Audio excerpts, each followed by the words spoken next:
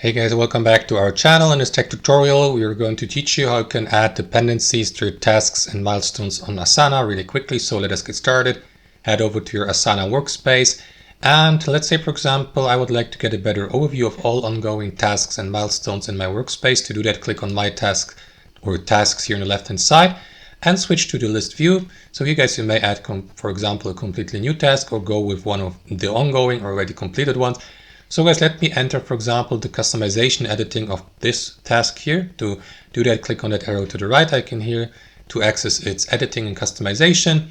And here you may, for instance, customize and edit your task by assigning team members to it, by setting a due date, and so on and so forth, by assigning the task to a project, and also by adding a dependency here at tasks that need to be completed before this one, guys. So for example, if you'd like to complete task number 10, but before that, task 5, 4, or any other preceding task should be completed before that. So you may add these tasks as dependencies. To do that, click on Add Dependencies and select the tasks or milestones you would like to make the dependencies of that task. And that should do it, guys. Like, for example, task 5.